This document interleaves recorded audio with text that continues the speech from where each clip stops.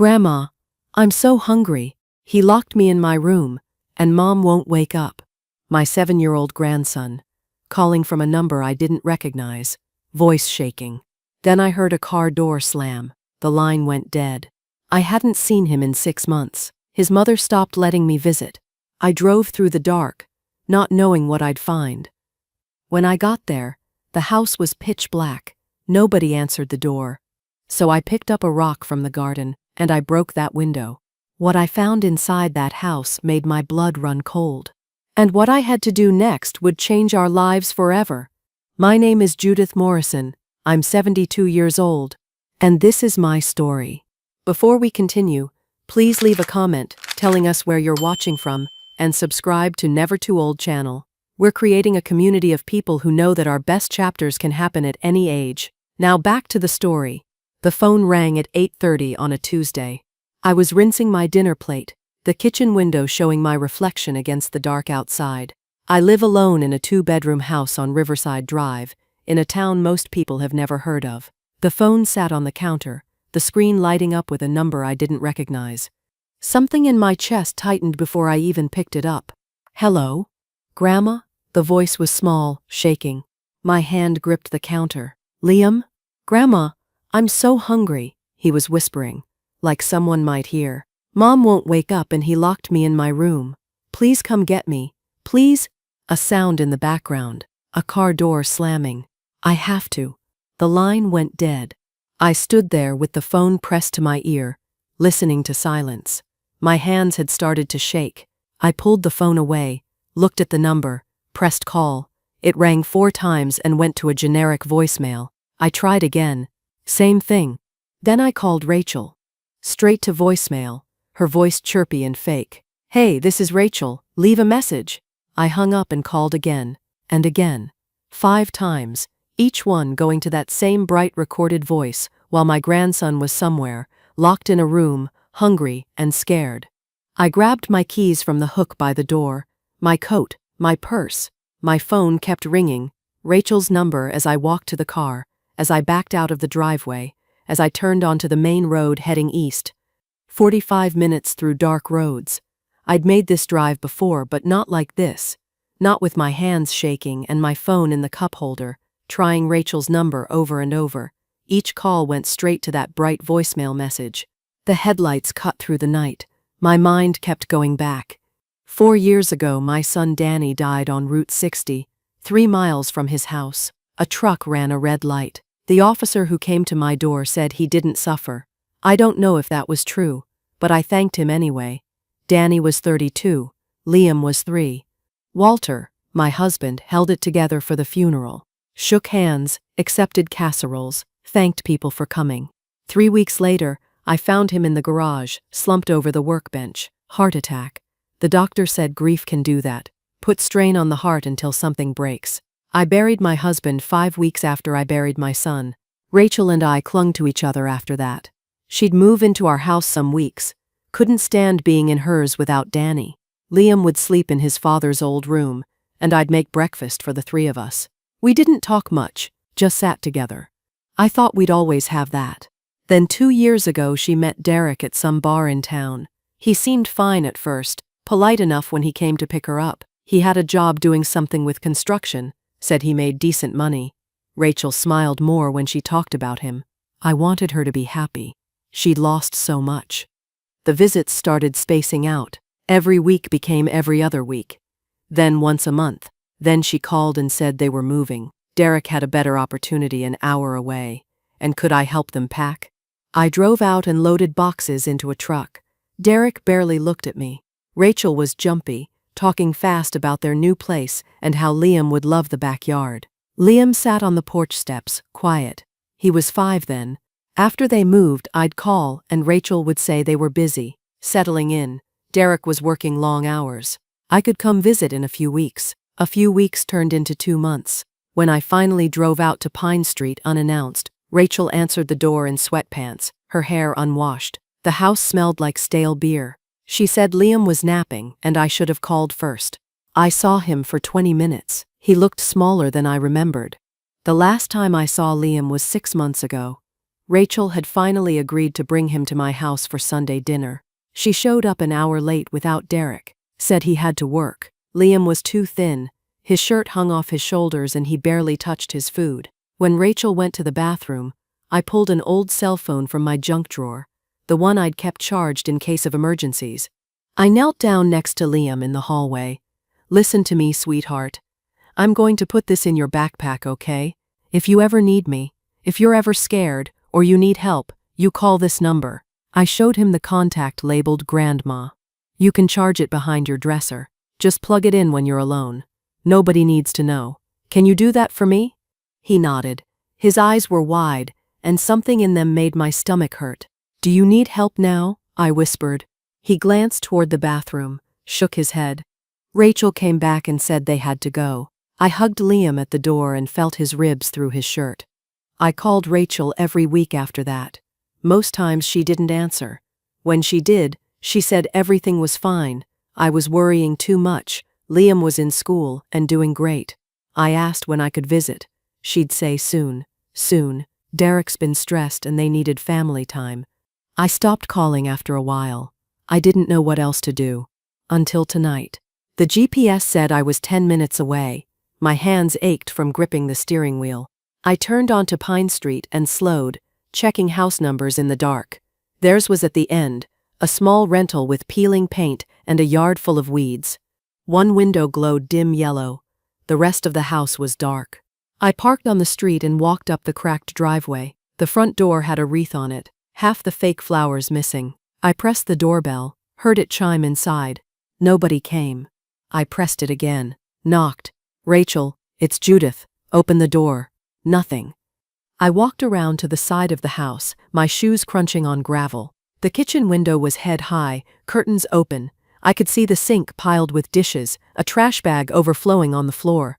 I went back to the front yard and picked up a decorative rock from the flower bed, smooth and heavy in my hand. Then I walked to the kitchen window and swung. The glass broke with a sound that seemed too loud. Shards fell inside and onto the grass. I used the rock to clear the bottom edge, then grabbed the window frame and pulled myself up. A piece of glass caught my palm, and I felt it slice, warm blood running down my wrist, but I didn't stop. I got my knee onto the sill and shoved myself through, landing hard on the linoleum floor inside. The smell hit me first, alcohol and old garbage and something sour I couldn't place. I stood up, glass crunching under my shoes, and looked around. The living room was worse than the kitchen. Empty beer bottles covered the coffee table. An ashtray overflowing with cigarette butts, fast food wrappers on the floor, dirty plates stacked on the couch. Rachel was on that couch, lying on her side, one arm hanging off the edge. She wore stained sweatpants and a t-shirt with something spilled down the front. Her mouth was open. I could smell the alcohol from where I stood. Rachel. My voice came out harder than I meant. Rachel, wake up. She didn't move. I stepped closer and shook her shoulder. Her head lolled, but her eyes stayed closed. I put my fingers to her neck and felt a pulse. Slow but there. Then I heard it. A small sound from upstairs, crying. I moved fast, taking the stairs 2 at a time, blood from my hands smearing on the railing. The hallway was dark. 3 doors, 2 open and 1 closed. The crying came from behind the closed one. There was a lock on the outside. A sliding bolt, the kind you'd put on a shed. My hands were shaking so hard I could barely grip it. The blood made it slippery. I wiped my palm on my coat and tried again, sliding the bolt back with a metal scrape that sounded too loud. I pushed the door open. The room was small and bare, a mattress on the floor with a thin blanket, a dresser with the drawers half open. The window had been painted shut, thick white paint sealing the frame. And there, on the mattress, was Liam. He looked up at me with eyes too big for his face. His cheeks were hollow. His hair hung greasy and too long. He wore pajamas that didn't fit anymore, the pants stopping above his ankles. In his hand he clutched a baseball cap, navy blue with a faded logo. Danny's cap, from high school. "Grandma," he whispered, "you came." I crossed the room and dropped to my knees beside him. He fell into my arms and I felt how light he was, how I could feel every bone in his back, how his whole body was shaking. "I've got you," I said into his hair. "I've got you now." He held on like he'd never let go. He was so thin. I could see his ribs through the pajama shirt, each one pressing against the fabric. His collarbones stuck out sharp. His face looked hollow, cheeks sunken in a way that made him look older than 7. Dark circles ringed his eyes like bruises. The baseball cap in his hand was the only thing that looked right. Navy blue, faded from years of washing, with a logo I'd seen on Danny 1,000 times. Liam held it against his chest with both hands. "I knew you wouldn't forget me," he said. I pulled him close and felt how light he was. When I lifted him, I could feel every bone in his back through his shirt, his spine a ridge under my hand. He wrapped his arms around my neck and held on so tight I could barely breathe. He was shaking, this trembling that wouldn't stop. After a minute, I made myself look around the room. The mattress on the floor had a thin blanket. No sheets. One flat pillow with a stain on the case. In the corner sat a small pile of clothes, a few t-shirts and pants that looked too small for him now. Next to that, empty granola bar wrappers scattered on the floor.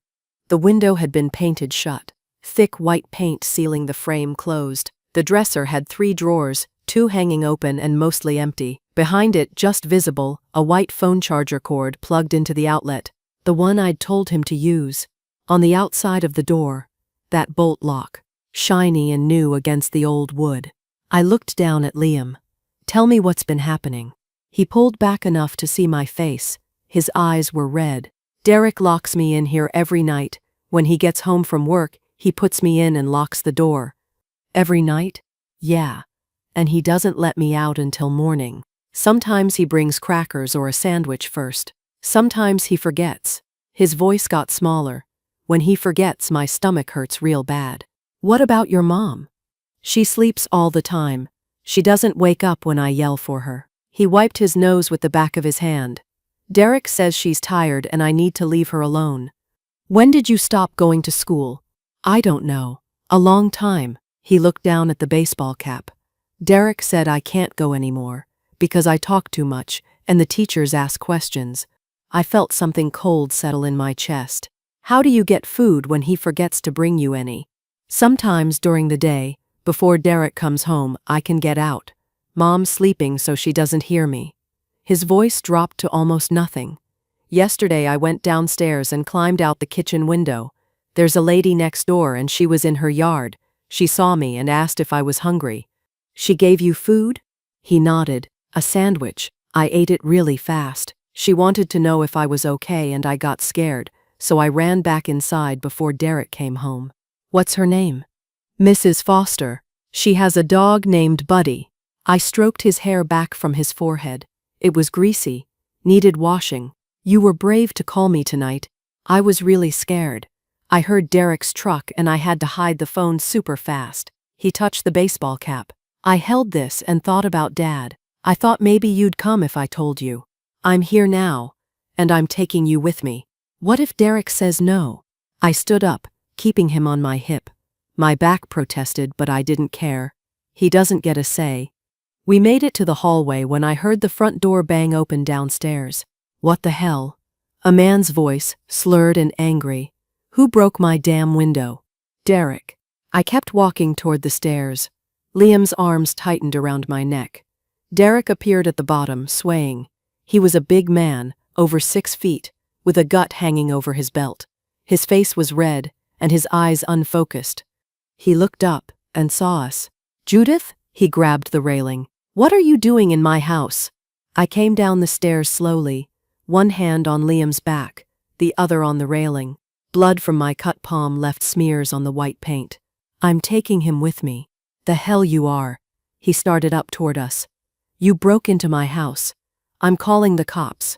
"Good." I stepped past him on the stairs, turning sideways to keep Liam away from him. "I already am." "You can't just take him." His breath smelled like whiskey. "Get out."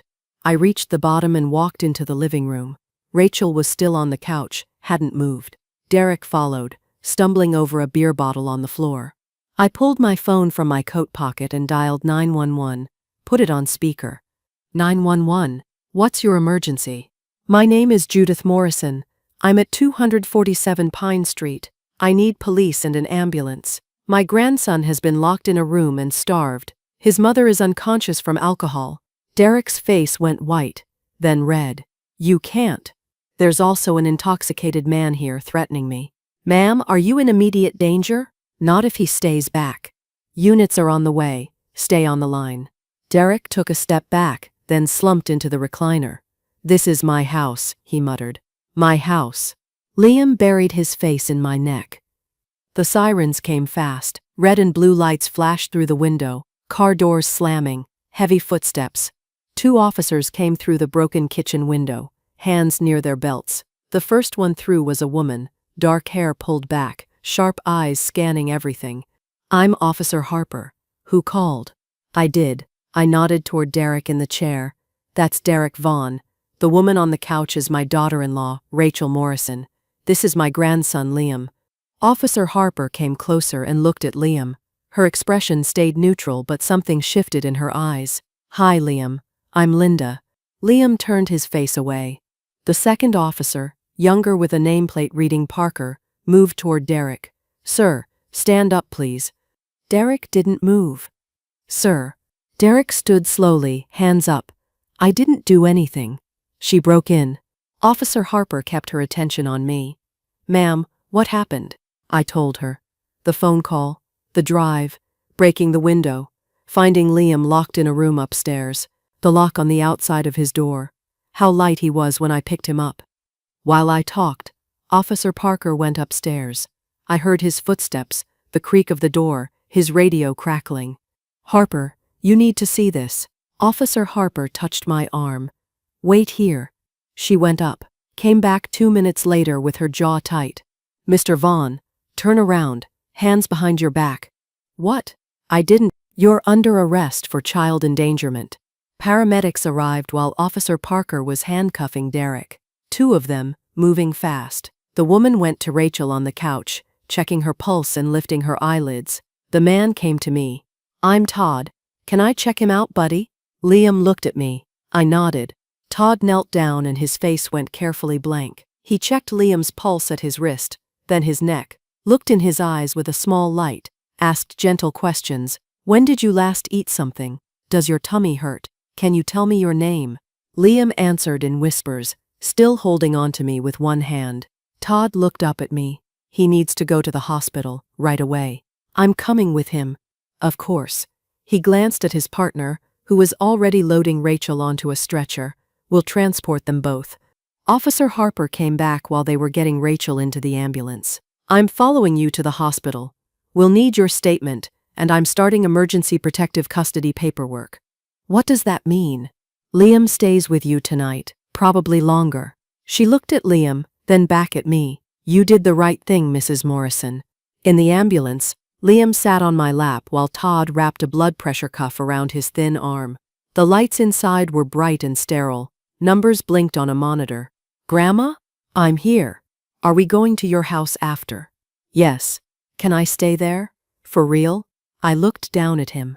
At this boy who was nothing but bones and fear and a hope so fragile it hurt to see. You're safe now. I've got you, and I'm not letting go. He leaned his head against my chest and closed his eyes. The ambulance pulled away, sirens starting, and I held my grandson and watched the house on Pine Street disappear behind us. The hospital lights were too bright. They took Liam into an examination room right away, a young doctor with tired eyes and steady hands. I stayed close while she worked, Liam's fingers gripping mine. She was gentle with him, asked him to stand on a scale, measured his height against a chart on the wall, looked in his ears and throat, listened to his chest with a stethoscope. Her face stayed calm, but I saw something change in her eyes when she pressed on his stomach and he winced. Does that hurt, sweetheart? Liam nodded. She wrote something on her clipboard. When did you last have a meal? A real meal, not just snacks. He looked at me, then back at her. I don't remember. This week? I don't think so. The doctor's pen stopped moving. She looked at me over Liam's head, and her expression went hard. Mrs. Morrison, could you step outside with me for a moment? I want Grandma to stay, Liam said, his voice climbing. I'm not going anywhere. I squeezed his hand. Just right outside the door, you'll see me through the window. In the hallway, the doctor pulled her clipboard against her chest. He weighs 38 pounds. A healthy 7-year-old should be between 50 and 55. She flipped a page. He's malnourished, dehydrated, and I found bruises on his arms and back in various stages of healing. This didn't happen overnight. I know. How long has this been going on? I don't know exactly. Months. Maybe longer. My voice came out flat. I only found out tonight. She looked back through the window at Liam sitting on the exam table, swinging his legs. He'll need to stay overnight for IV fluids. We'll run more tests in the morning. She met my eyes. I'm required to file a report with Child Services. Good. Officer Harper appeared at the nurses' station an hour later while they were getting Liam settled in a room. She had papers for me to sign, statements to review. We went through everything in the hallway, her taking notes while I answered questions. When we finished, she closed her notebook. Social worker should be here soon, she said. I'll check in tomorrow. Then she was gone. A woman in a gray suit arrived 20 minutes later. She had short brown hair and carried a briefcase that looked like it weighed 20 pounds. Mrs. Morrison, I'm Karen Hughes, Child Protective Services. She shook my hand. Can we talk? We sat in plastic chairs while Liam slept in the room behind us, IV line running into his arm. Karen pulled out forms and a pen. She asked questions in a voice that had heard too many bad stories. Where did I find him? What condition was the house in? Had I noticed signs before tonight? Why didn't I report sooner? That last one landed like a punch. I tried, I said. I called. I asked to visit. They moved and cut me off. I didn't know how bad it was. Karen wrote something down. The doctor's report is clear. Combined with the police report and your statement, I'm granting emergency temporary custody. Liam goes home with you when he's discharged. And after? There'll be a hearing in 2 weeks to make it official temporary custody, then a full hearing in about 6 months for permanent placement. She looked up. You'll need a lawyer. I'll get one. His mother has rights. She'll fight this. Let her. Karen's expression softened just slightly. He's lucky you came when you did. I didn't feel lucky. I felt like I'd failed him for 6 months. They released Liam at dawn. The sky was turning gray over the parking lot as I buckled him into the car seat I'd kept in my garage, the one from when he was little. He fell asleep before we reached the highway. The house on Riverside Drive looked the same as when I'd left it. I carried Liam inside and up the stairs to the guest room. Clean sheets, a blue quilt I'd washed the day before, a lamp on the nightstand. I tucked him in and he didn't wake up. Downstairs, I made coffee and sat at the kitchen table. My hands were shaking. I wrapped them around the mug and watched the sun come up through the window. The cut on my palm from the broken glass had been bandaged at the hospital. It throbbed now, but I barely noticed. I thought about Danny, about Walter, about all the ways I'd lost people, and how close I'd come to losing Liam too. The coffee went cold while I sat there. Liam appeared in the doorway 3 hours later. The quilt wrapped around his shoulders. His hair stuck up on one side. He looked around like he wasn't sure where he was. Hey, I said. You hungry? Where am I? My house, remember? You're staying here now. He blinked. For real? For real. Come sit down, I'll make you breakfast. He climbed into a chair at the table and watched while I scrambled eggs and made toast, poured him a glass of milk. When I set the plate in front of him, he just stared at it. Go ahead, I said. He picked up the fork and took a small bite, then another. He ate slowly, like he was testing whether the food would stay, whether I'd take the plate away. Can I really stay here? He asked. Yes, you can.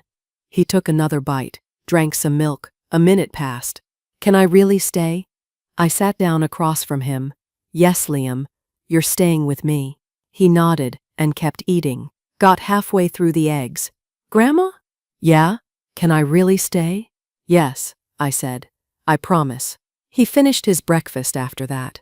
I called a lawyer that afternoon while Liam napped upstairs. Patricia Dunn had an office downtown, above a coffee shop. She was in her 50s with gray streaking through her dark hair and eyes that didn't miss anything. She listened while I told her everything, took notes on a yellow legal pad. When I finished, she sat back in her chair. You'll need documentation, she said. Medical records from the hospital, police reports, financial records showing misuse of his survivor benefits. He gets survivor benefits? From his father's Social Security. Should be going to whoever has custody. She made a note. I'll need to subpoena Rachel's bank records. If she's been misusing that money, it'll help our case. It'll take about a week to get them. How much are we talking about? Depends on what your son was earning, but probably over $1,000 a month. She looked up. If they've been spending it on anything other than Liam's needs, we'll have proof of financial exploitation. Do what you need to do. The hearing is in 2 weeks. I'll have everything ready. A week later, Patricia called. The bank records came through. You need to see these. I went back to her office. She had printouts spread across her desk, lines highlighted in yellow. Liam receives $1,250 a month in survivor benefits from his father's Social Security. She pointed to the deposits, regular as clockwork. Now look at where the money's going. I looked. Liquor stores, bars, a tattoo parlor, cash withdrawals at casinos, online sports betting, restaurant charges for $50, $60, $80, almost nothing at grocery stores. They were using his money, I said. Every cent of it. Patricia tapped one line. This charge here? That's a truck payment. They used a dead man's Social Security benefits to pay for Derek's truck. My hands curled into fists on the desk. We'll use this in court, she said, along with everything else. Over the next 10 days, Patricia collected witness statements. The neighbor, Mrs. Foster, told how she'd seen Liam climb out a window looking thin and scared, how she'd given him a sandwich and asked if he was okay. His teacher, Mrs. Warren, provided records showing he'd attended school irregularly for 6 months before stopping completely 3 months ago. She'd noticed bruises on his arms, watched him lose weight, filed a report with CPS. Patricia got a copy of that CPS report. A caseworker had called Rachel, who said everything was fine. Liam had the flu. He'd be back in school soon. The caseworker marked it resolved and closed the file. Happens more than it should, Patricia said, her voice tight. Liam's pediatrician hadn't seen him in 14 months. No checkups, no vaccinations, no records at all. Rachel called me 4 days after I brought Liam home. She'd been released from the hospital the day before. I was making dinner when my phone rang. Unknown number. Judith? Her voice was thick, words sliding together. I need to talk to you. What do you want, Rachel? I want my son back. You can't just take him. You had no right to. I had every right. It was one bad night. I had a medical episode. I was sick. You were drunk. You've been drunk for months. That's not fair. You don't know what I've been dealing with. Losing Danny, trying to keep things together. You locked him in a room. Silence. You starved him, I said. You let Derek hurt him. Derek never hurt him. He was just trying to help. Liam is difficult sometimes, and Derek was doing his best. He's 7 years old, and he weighed 38 pounds. I love my son. Then you should have fed him. She started crying. I hung up. 2 weeks after that night at the hospital, I walked into the courthouse with Patricia. She carried a briefcase in one hand and a folder thick with papers in the other. I'd asked my neighbor Carol to watch Liam for the morning. They'll have a lawyer, Patricia said as we climbed the steps. Public defender, probably. They'll try to make you look like you overreacted, say you're too old to care for a child. Don't let them rattle you. I won't. The courtroom was smaller than I expected. Rachel sat at a table with Derek and a young man in a cheap suit who looked barely out of law school. She wore a dress I'd never seen before, and her hair was pulled back neat. Derek had on a button-down shirt. They both looked sober. Rachel saw me, and her face crumpled. Derek stared straight ahead. The judge was a woman in her 60s with silver hair and reading glasses on a chain. Judge Harriet Powell, according to the nameplate on her desk. She reviewed the file in front of her, then looked at all of us. This is a hearing for temporary custody of Liam Morrison, age 7. Mrs. Morrison, you're petitioning for custody? Patricia stood. Yes, Your Honor. On what grounds? Severe neglect and child endangerment. We have medical reports, police reports, witness statements, and financial records documenting misuse of the child's survivor benefits. The public defender stood. Your Honor, my clients admit they had a difficult period, but this is an overreaction by a grandmother who— I've read the medical report, Judge Powell said, cutting him off. The child weighed 38 pounds and showed signs of long-term malnutrition. That's not a difficult period. That's neglect. The public defender sat down. Judge Powell looked at the papers in front of her for a long moment. flipped through pages, read something twice. Her jaw tightened. I'm granting temporary custody to Judith Morrison for 6 months pending a full custody hearing. Rachel Morrison will be allowed supervised visitation only, contingent on passing drug and alcohol screening before each visit. Derek Vaughn is barred from any contact with the child. Rachel let out a sound like something breaking. Derek shoved his chair back and stood. This is garbage. She broke into our house. Mr. Vaughn, sit down or I'll hold you in contempt. He grabbed his jacket and walked out. The door slammed behind him. Rachel was crying, her lawyer trying to talk to her in a low voice. She looked across the room at me, and I saw hurt and anger mixed together in her eyes. Judge Powell signed a document and handed it to the clerk. The full custody hearing is scheduled for 6 months from today. Mrs. Morrison, the child remains in your custody until that time. Patricia touched my arm. Let's go. Outside on the courthouse steps, I stood in the sun and let myself breathe. You won, Patricia said. For now is enough. I drove home to find Liam and Carol in the kitchen making cookies. He had flour on his nose and was pressing shapes into dough with a cookie cutter. When I walked in, he looked up. What happened? You're staying with me. He put down the cookie cutter. For real? For real. For the next 6 months at least, and probably longer. He ran across the room and wrapped his arms around my waist. I held him and felt how much he'd gained back already, how much stronger he felt than a week ago. Small victories. We'd take them where we could get them. 6 months changes a child. Liam gained weight first, 10 pounds in the first month, another 8 in the second. The doctor measured him every week, made notes on his chart, nodded with something like satisfaction. By month 3, he was up to 52 pounds, still thin but not starving. The nightmares took longer. He'd wake up screaming 3-4 times a week at first. I'd go to his room and find him tangled in the sheets, calling for me even though I was right there. I'd sit on the edge of his bed until he fell back asleep, sometimes an hour or more. The therapist said it was normal, that trauma doesn't heal on a schedule. By month 5, the nightmares came maybe once a week. School started in September, a small elementary school 6 blocks from my house. Liam cried the first morning, wouldn't let go of my hand at the classroom door. His teacher, a young woman named Miss Phillips, knelt down and asked him about the backpack he was carrying. It had dinosaurs on it. Do you like dinosaurs? She asked. He nodded. Me too. Want to see the dinosaur books we have in our reading corner? He looked at me. I squeezed his hand and let go. By October, he had a friend, a boy named Marcus, who lived 2 streets over. They sat together at lunch and played at recess. Marcus's mother invited Liam over one Saturday, and I watched him walk up their driveway, shoulders a little less hunched than before. Small victories. Rachel was supposed to visit every Saturday at the supervised visitation center. The court order was clear. 10 a.m., 1 hour, social worker present, must pass alcohol screening first. The first Saturday, she didn't show. The second Saturday, she showed up drunk. The social worker turned her away and made a note in her file. Third Saturday, she came sober and on time.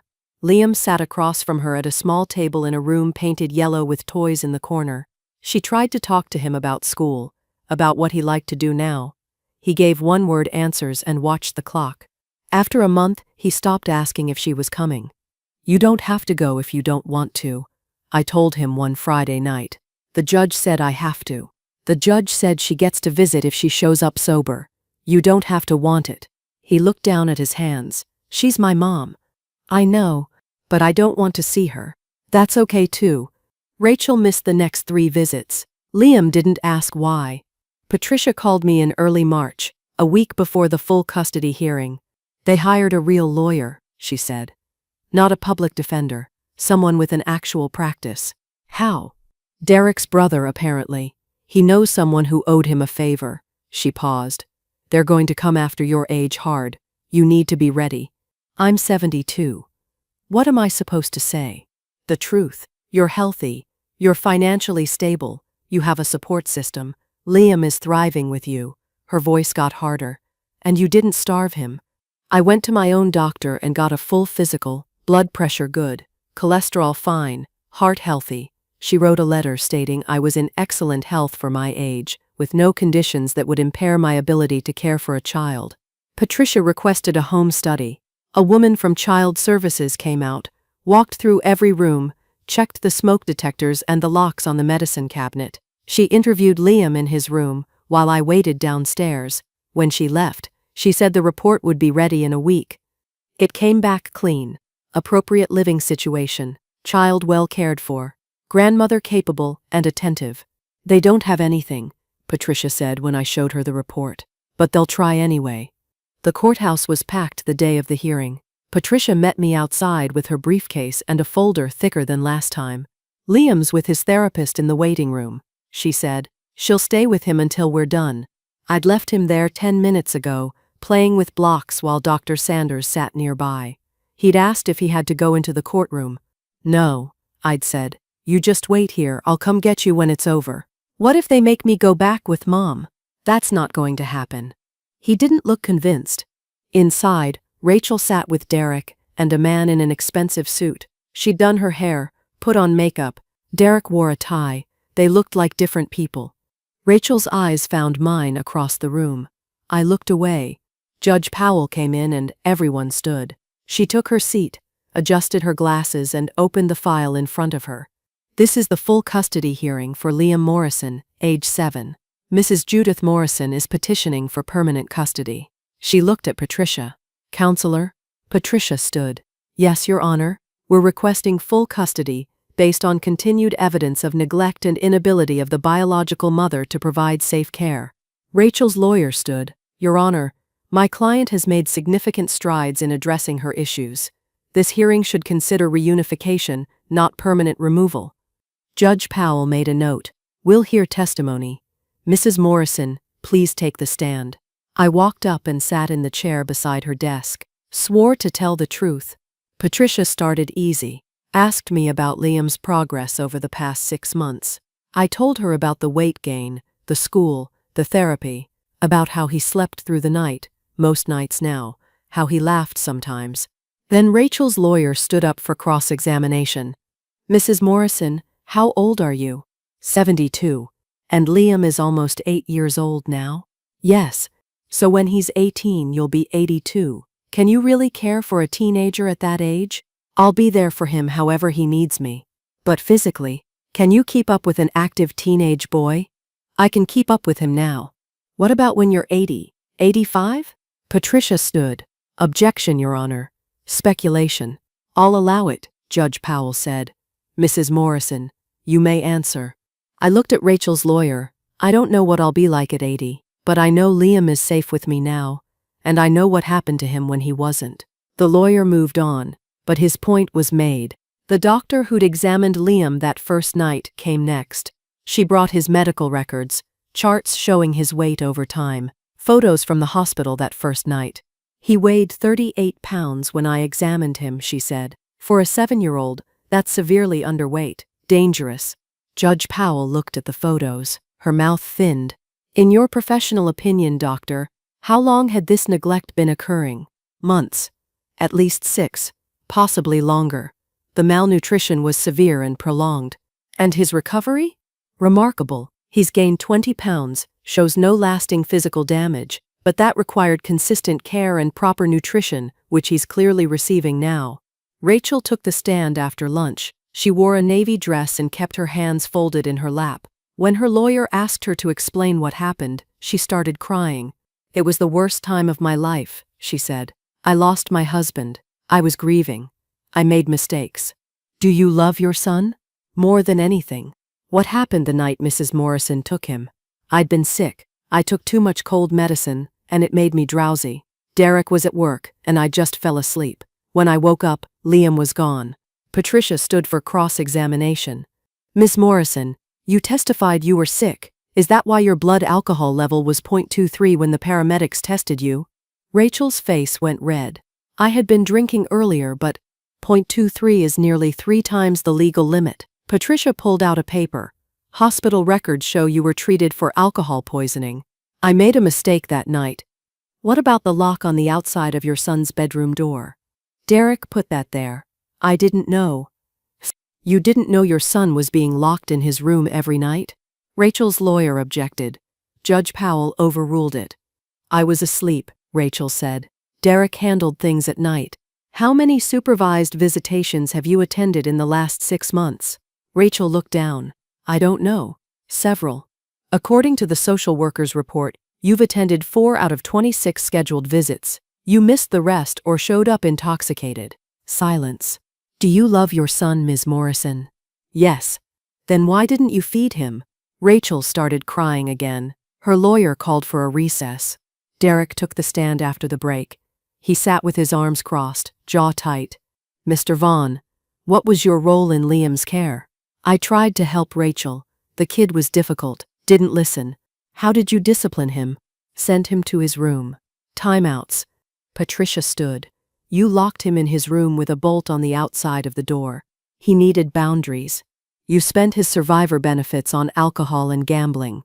That's not. We had expenses. According to bank records, Liam received $1,250 monthly. Your rent was $800. Where did the rest go? Derek's face went red. We had other bills. Like your truck payment? Your bar tabs? Objection, Rachel's lawyer said. Overruled. Patricia pulled out more papers. Mr. Vaughn, you pled guilty to misdemeanor child neglect 6 months ago. Is that correct? Yeah. You received probation and were ordered to stay away from Liam. Yeah. Do not his mandva the train. You're violating that order by being here today. Derek shifted in his seat. Judge said I could come for the hearing. No further questions. Judge Powell took a 15-minute recess. When she came back, the courtroom went silent. I've reviewed all testimony and evidence, she said. I've been on this bench for 30 years. I've seen a lot of cases. This one is clear. She looked at me, then at Rachel. Age is not a barrier to custody when the alternative is a child suffering. Liam Morrison has thrived in his grandmother's care. He's gained weight, he's in school, he's in therapy. All reports indicate he's doing well. Rachel grabbed her lawyer's arm. Full permanent custody is granted to Judith Morrison. Judge Powell signed a paper. Rachel Morrison may petition for supervised visitation if she completes a residential treatment program and maintains sobriety for 1 year. Derek Vaughn is permanently barred from contact with the child. She brought down her gavel. Rachel made a sound like something dying. Derek stood and walked out without looking back. I sat very still. Court is adjourned. Patricia touched my shoulder. You won. Outside in the hallway, I found Liam with Dr. Sanders. He looked up when he saw me. What happened? I knelt down in front of him. You're staying with me. For good. Really? Really. He threw his arms around my neck and held on. I closed my eyes and held him back. For good. After the custody hearing, life had settled into a rhythm. Liam's 8th birthday had come and gone during those first months. A small party in the backyard with 6 kids from his class. Marcus and his little sister came. There was cake with blue frosting that stained everyone's mouths. Liam opened presents on the picnic table while the other kids chased each other around the yard. Books, a soccer ball, building blocks. When everyone left, he'd sat on the porch steps with me. That was a good birthday, he'd said. Yeah? The best one I remember. Now, a year after the court hearing, he was up to 58 pounds. The nightmares came maybe once a week. Dr. Sanders said he was doing well, that kids are resilient when they have stability. Rachel didn't come to that birthday party, didn't call, didn't send a card. The supervised visitation center stopped scheduling appointments for her after she missed 10 in a row. The social worker called to tell me Rachel had been banned from the center until she could provide proof of sobriety. How is she? I asked. Not good, Mrs. Morrison. I tried calling Rachel twice that summer. The first time she answered and started yelling, said I'd stolen her son, ruined her life, turned everyone against her. I hung up. The second time, a man answered. Derek? She doesn't want to talk to you, he said. I didn't call again. Instead, I focused on Liam, on the life we were building. In the evenings after dinner, I'd pull out the boxes I'd kept from Danny's childhood. Photo albums, his old baseball card collection in plastic sleeves, the jacket he wore in high school with his name stitched on the back. Liam would sit next to me on the couch and I'd tell him stories. Your dad was terrible at math, I said one night, showing him a report card. But he never gave up. He'd sit at this same kitchen table for hours working on problems. Was he good at baseball? He was okay. Better at trying hard than being naturally talented. I pulled out a team photo. That's him in the back row. Number 12. Liam traced his finger over his father's face. I look like him. You do. Around the eyes especially. Do you think he'd like me? My throat got tight. He'd love you. He did love you. The time he had with you. Liam held the photo for a long time. 8 months after the custody hearing, Patricia called. Rachel's in the hospital, she said. ICU, alcohol poisoning, nearly died. I sat down at the kitchen table. Is she okay? She's alive. Barely. Patricia paused. She asked the social worker for your number, wants to talk to you. Derek with her? He didn't even visit. I looked at the calendar on the wall. Liam would be home from school in an hour. I'll think about it. I drove to the hospital the next morning after dropping Liam at school. The ICU was on the 4th floor, quiet except for the beeping of machines. Rachel was in room 412. She looked small in the bed. Gray-faced, thin in a way that wasn't healthy. IV lines in both arms, monitors tracking her heartbeat and breathing. Her eyes were closed. I stood in the doorway, not sure if I should stay or go. She opened her eyes and saw me, started crying immediately. Judith, you came. I walked in and sat in the chair next to her bed. Didn't say anything. I'm sorry, she said. Her voice was rough, broken. I'm so sorry for everything. I've lost everything. My son, my house, my whole life. You didn't lose Liam. You chose alcohol over him. She flinched but didn't argue. I know. Why did you want me here? Because you're the only person who came. Fresh tears ran down her face. Derek's gone. My friends stopped calling. The hospital said I almost died and I realized nobody would have cared. A doctor came in, checked Rachel's chart. He wore scrubs and had a stethoscope around his neck. Ms. Morrison, we need to talk about next steps, he said. He looked at me. Are you family? Her former mother-in-law. He nodded. Miss Morrison, your liver is failing. If you continue drinking, you won't survive another episode like this. I'm recommending inpatient treatment, 90 days minimum. Rachel looked at me, then back at the doctor. What if I say no? Then you'll be dead within a year. Probably sooner. The room went quiet except for the beeping machines. Rachel turned to me. If I do this, if I really get sober, will you let me see Liam again? I met her eyes. Prove it first. Not for me, for him. If I get better, if I really change, then we'll see, but I'm not promising anything. She nodded and closed her eyes. Okay, I'll do the program. Rachel went straight from the hospital to a treatment center 2 hours away. The social worker called me once a week with updates.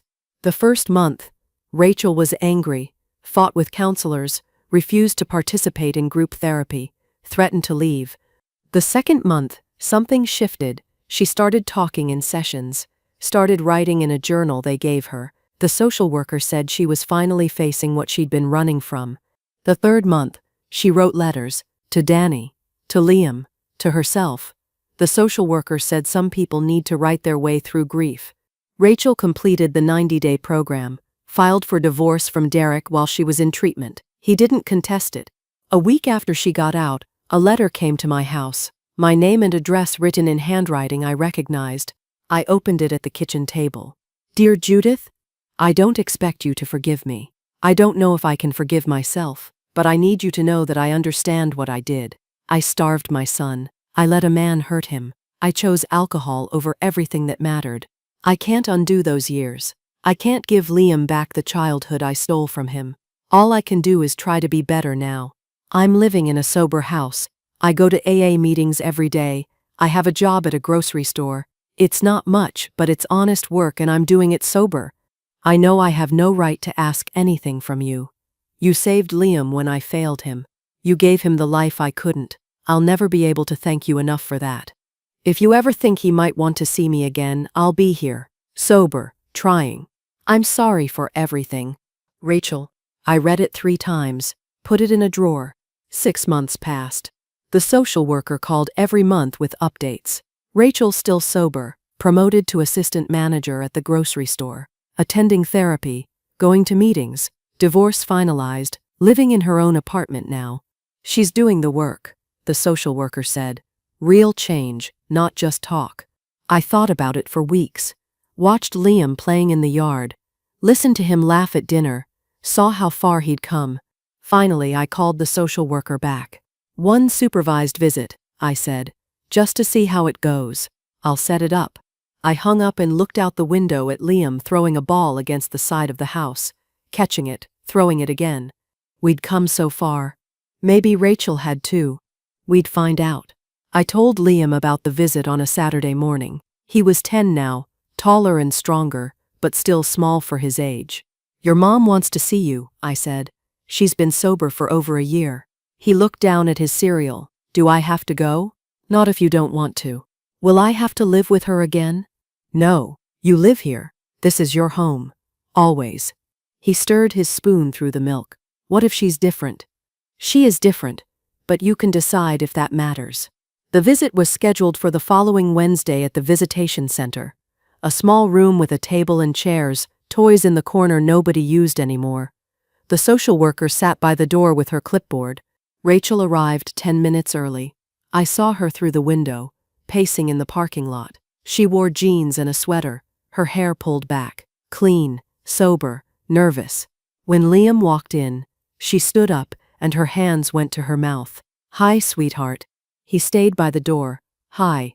You got so big." He didn't answer. Rachel sat back down, waited. "Do you want to sit?" He sat across from her, not next to her. "I'm sorry," she said, "for everything. I know sorry doesn't fix anything, but I need you to know I understand what I did. I hurt you, and I'm trying to be better." Liam picked at his thumbnail. "How's school?" "Good." "What's your favorite subject?" "Science." "That's great. I was terrible at science." She tried to smile. "Do you have friends?" "Yeah, Marcus and some other kids." The hour crawled by. Rachel asked careful questions. Liam gave short answers. When the social worker said time was up, Liam stood immediately. "Can I see you again?" Rachel asked. He looked at me. I nodded. "If you want to." "Okay," he said. In the car on the way home, he stared out the window. "You okay?" I asked. She seemed different. "Yeah." "Is she going to stay different?" "I don't know." At his next therapy session, Dr. Sanders asked how it went. "She looked different," Liam said. "She sounded different too, like she was really listening." "How did that feel?" "Weird. I don't know if I should believe her." "That's fair," Dr. Sanders said. "You don't have to trust her right away." The visits continued, once a month at first, always supervised. Rachel brought a book one time, asked if he liked to read, brought colored pencils another time when he mentioned art class. She didn't push, didn't ask for hugs or try to be more than she was allowed to be. By the 6th visit, Liam laughed at something she said about a customer at the grocery store. It was quick, gone in a second. But Rachel's whole face changed when she heard it. A year into her sobriety, the social worker called. "Rachel's doing well. I'm recommending twice monthly visits." I agreed. Rachel sent a card a week later. Just 3 words. "Thank you, Judith." 6 months after that, Rachel asked to meet me for coffee. Just the 2 of us. We sat at a table by the window. She ordered decaf, hands wrapped around the cup. "I wanted to thank you," she said, "for giving me this chance, for saving Liam. I did what needed to be done. Can you ever forgive me?" I looked at her, really looked. She'd gained weight, healthy weight. Her eyes were clear. She looked tired, but not destroyed. "I don't know," I said, "but I see you trying. That matters." She nodded, tears slipping down her face. "I can't give him back the years I stole. I can only try to be better now." "Then keep trying." Liam's 11th birthday was coming up. He mentioned it at breakfast one morning. "Can Mom come to my party? Not just the supervised visit, the real party with my friends." I put down my coffee. "Are you sure?" "I want to try." I called Rachel that night. She cried when I told her. The party was small. 6 kids from school, Marcus and Rachel. She brought a baseball glove wrapped in blue paper. "Your dad had one just like this," she said when Liam opened it. He looked at her, then at me. I nodded. "Thanks," he said. Rachel stayed for an hour, helped clean up, talked to Marcus's parents about nothing important. When she left, Liam walked her to her car. She hugged him. He hugged her back. First time in 3 years. 18 months sober. Rachel was promoted to assistant manager, moved into a bigger apartment, kept going to meetings. The social worker's report stayed positive. During visits now, she told Liam stories about Danny. Things I didn't know, moments from their marriage. He used to sing in the shower, she said, terribly, but he didn't care. Liam smiled. Grandma says he was bad at math. The worst. I had to help him balance the checkbook. They were building something, slow and careful, but real. 3 years after that phone call in the dark, I made pot roast for dinner, set the table for 3. Rachel arrived at 6, carrying flowers. Liam let her in. They'd seen each other 2 days before, but he still seemed happy to see her. We sat down, the photo of Danny on the mantel behind us. I said grace. We ate. Rachel talked about her job, about a regular customer who always bought exactly 12 items. Liam showed us a school project about family trees. He'd included both of us, Rachel and me, branches growing in different directions but connected. This is really good, Rachel said, studying it. Miss Phillips gave me an A. After dinner, Liam went to his room to finish homework. Rachel and I cleared the table. Thank you, she said quietly, for not giving up on him, on us. I put the dishes in the sink. This is what family does. We find our way back. She nodded, wiping her eyes. Outside, the sun was setting over Riverside Drive. Liam's bike lay in the yard where he'd left it. A neighbor walked their dog past the house. Normal, quiet. We weren't healed completely. Maybe we never would be. But we were together. And we were trying. That was enough. So, that's my story. I'd love to hear what you think. Do you believe Rachel deserved a second chance with Liam? Let me know in the comments, and subscribe for more stories like mine.